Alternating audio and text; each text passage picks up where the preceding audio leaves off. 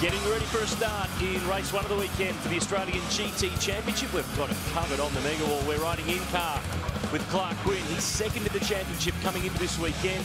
He's now 4 points down on Peter Hackett, who starts alongside him on the second row of the grid. Massive, massive day with lots of categories, and they all have consequences. We've got championships being decided this weekend. GT's on the line. The Dunlop Series is on the line. V8 Utes is on the line. You'll see it all today. We've got a mixed-up top 10 shootout in the V8 Supercars. We've got a 5-time DTM German touring car champ, Bernd Schneider, who'll start from pole. This is round 7, race 1 of the GT Championship. It's a smaller field this weekend. It's a timed 20-minute race with a compulsory pit stop between 1/3 and 2/3 race distance. So we get the green flag, we get running to turn 1, Stephen Johnson, and Bernd Schneider's been the pace man this weekend. This guy is a GT touring car legend from Germany. No one's got close to him. No, he's been on fire since he first got here. I saw him on the track walk. He was looking at the ground going, this is very good. So I think he was confident from the word go. Peter Hackett there in the second of the Erebus Mercs, going by John Bow, who's starting in that Ferrari 458. He shares with Peter Edwards, who is third in the championship. But Clark Quinn is through to second. Yeah. That's important in the championship because he lost a point to Hackett in qualifying. They get points in qualifying in GT racing. So he came into the weekend 3 behind the Merc. He's now 4 behind. He needs to keep finishing in front of it. He does, and you know, you could see Clark there really concentrating on that start. He got a fantastic start. He was well and truly in second place before he even got to first turn 1. And now he's shadowing Schneider, and I think that if he could try to hang on to the back of him, he might even find that he's going to pull away from Hackett behind him and really put himself in a good spot. And the VIP Pet Food Sergeant Security Porsche has been the form car on street tracks this year. It won the opening round of the streets of Adelaide, the last round on the Gold Coast at the end of October, and he's going hunting here. He's going to go and race. He's run down the escape road. He keeps it out the fence.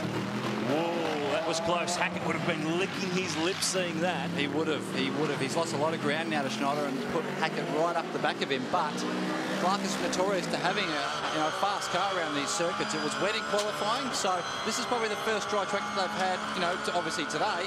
But Clark was fast yesterday in the dry as well. Notice there he's using the paddle shift on the GT3R Porsche. He does have the sequential shift to his right if he needs it in case there's a drama, but he's fighting hard in this championship. It's the last of 7 rounds. First time the GT Championship's been at the Sydney Telstra 500 for 3 years, so it's really stepped up and moved along in that time with the spec of cars that have been running.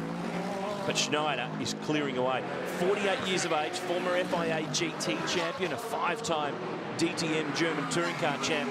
He's a legend of world motorsport, and he's part of Erebus Motorsport's strategy in the last few rounds to bring in a guest driver in their second car. I tell you what, they haven't really been able to lay a glove on him. This is the replay of Clark Quinn, too deep, running around the bus stop. Lucky, he was almost in 2 minds. Do I go down the escape road and not hit the wall, or try to avoid the wall?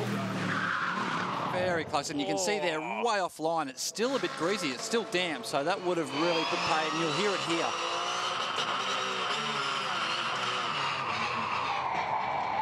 Oh, I reckon you can hear his heart rate going too. Lucky, very, very lucky. Good fight here. This is Peter Conroy in the Audi R8 LMS, who wasn't due to start this round, but decided to have a run ahead of the Bathurst 12-hour next year, and he's got Tony Quinn behind him. This 458 Ferrari. We haven't seen Tony in the Ferrari for a little while. Just behind is Dean Koutsamides, who's sharing that Lamborghini in the trophy class with Andrew McInnes. They've wrapped up that championship within the championship, but at the moment, Bernd Schneider is on the charge. He's pulled the margin out to 3.5 seconds. The German legend leads the way. Race 1 in the Australian GT Championship.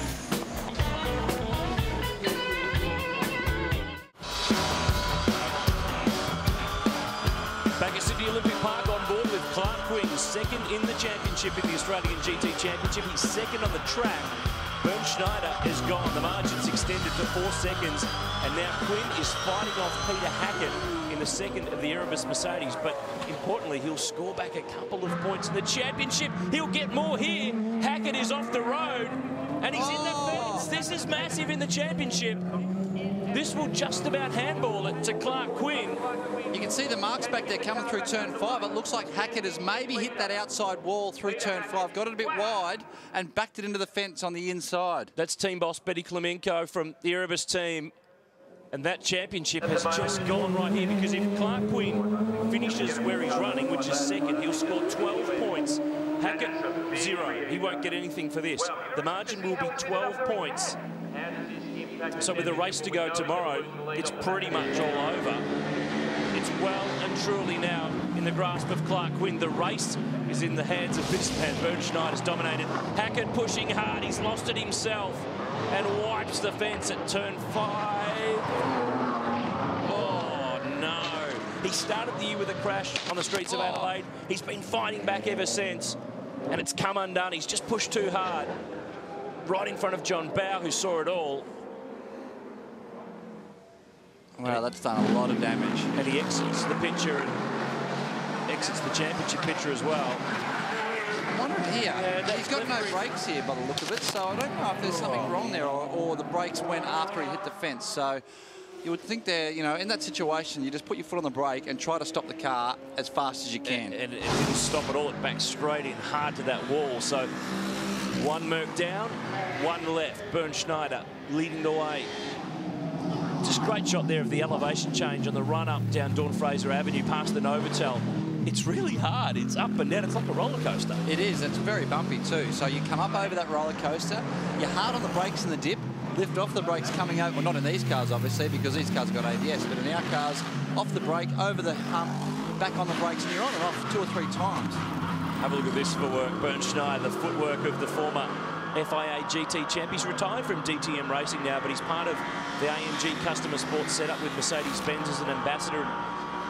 He does all sorts of racing in these cars around the world. He's done the 24 hours in Dubai, at Spa, the Nürburgring. He's here this weekend. He may not have been here before or seen the track, but it doesn't matter. When you're a pro, you're a pro. He's built the margin to 7 seconds. You can see the brake pedal there. It's actually got 2 sides to it, an inside and an outside. That brake pedal is specifically made for left foot braking. You cannot use that brake pedal to right foot brake and heel toe at the same time, which you don't need to in these cars anyway. So it's maybe a little tweak that Schneider has done over in the past, and that's how he's comfortable driving, so that's what he likes to do. You've done a bit of right foot, left foot braking. You've swapped and changed depending on the situation. I think you've gone back to right foot braking now, haven't you? I have, yeah. Just for this weekend, for something different. It's working. You're in the shootout. Yeah, it's going really good, and it's also a little bit better too for fuel saving as well. So that's the reason why I've done it. In these cars, you don't need a fuel save. They're a timed race, and you know, Schneider can left foot brake, use the paddle shift, the downshift, and it obviously revs the engine as well. And it's a good point you mentioned. Compulsory pit stop in this race. Naturally, most of the drivers are driving solo, so they won't step out of the cars. Bernd Schneider being a seated, i.e. professional full-time driver, although he's not exactly full-time anymore, he still does a lot of racing, and he still has a fantastic resume. Being on the front row of the grid, he has 61-second stop time, but he'll have a 9-second addition to that because he's a seated driver. So he needs to get this margin. He needs to get away from Clark Quinn because he'll be stationary for longer when they make their stops. The margin at the line this time around is 9.1 seconds. He's pretty much got what he needs. He has, you know, obviously that little mistake from Clark on turn 1 would hurt that a little bit, but yeah, Clark's still pushing on, so we'll see how he ends up. He runs in second. His championship rival, Peter Hackett, is out of the race. More GT action from Sydney Olympic Park in just a moment.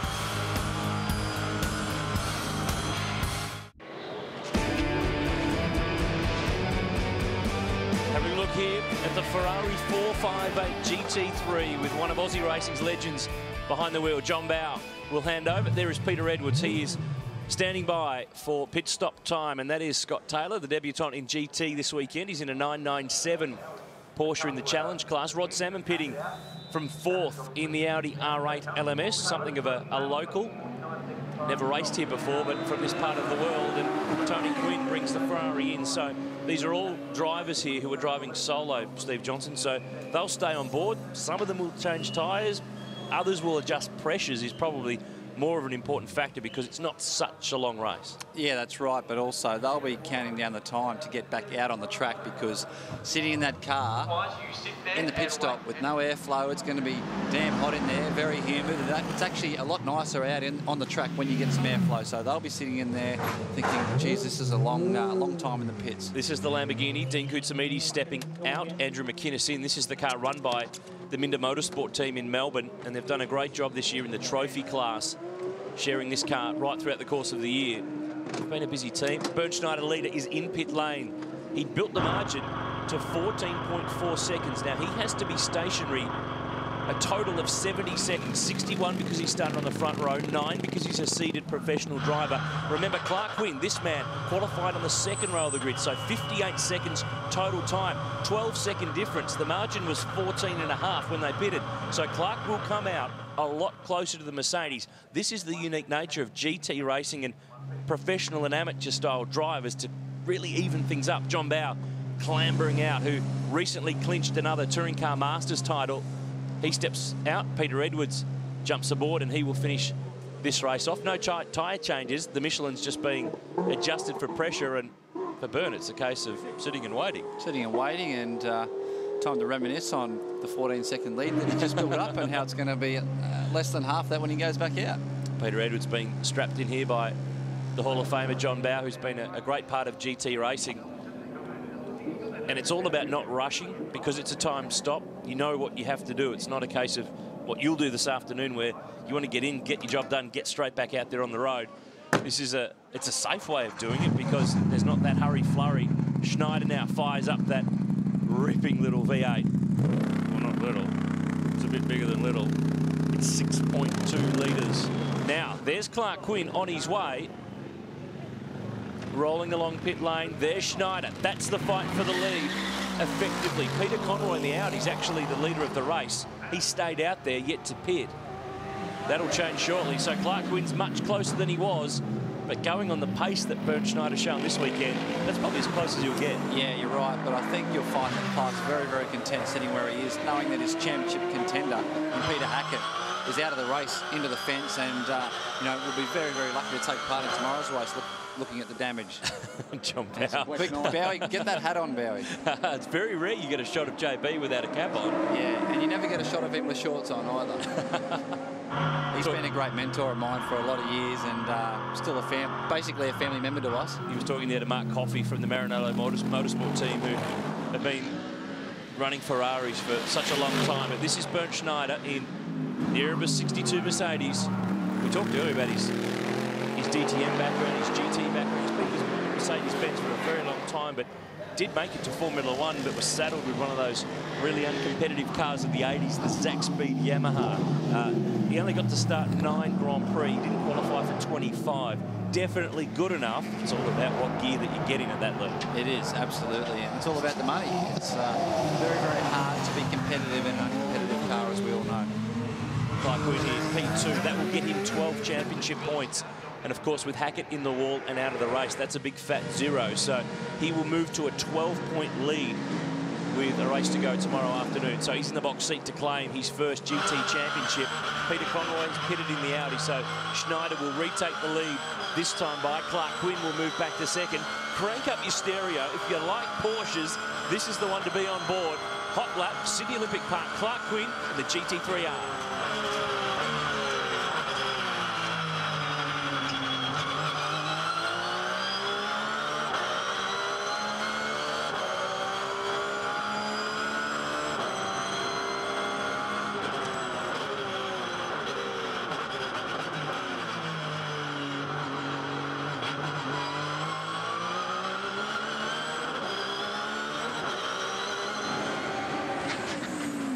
This is a good fight too. This is for 4th spot. Oh, Rod Salmon makes a mistake at turn 1 and has just driven it straight into the concrete. I think he might have had aspirations of doing a flick turn there, but it didn't quite happen. Didn't get the flick or the turn bit right. He got the turn bit right. Got the concrete. In the end, he stuffed it straight into the fence. Now he's trying to find reverse by the look of it. He made a mistake and was going to run down the escape road rather than potentially not make the corner and end up in the tyre wall to the right there. But he's given 4th to Tony Quinn. Peter Conroy's gone through. He's going to be able to get that thing going, which is pretty handy. Here's the replay. He's in 2 minds. Now he decides, I'll flick it down the middle. He's driven it straight to the wall. Oops. I can't say much about that. No. Oops. Because he wasn't going to make the corner, so it was the right move to go down the escape road and not end up potentially in that tyre wall, but he forgot to pull the handbrake on. Maybe that's what it is. I'm not sure that's a factory part of the R8 LMS, but Bernd Schneider here has got that margin. He's just driving away, and there is the damaged Audi.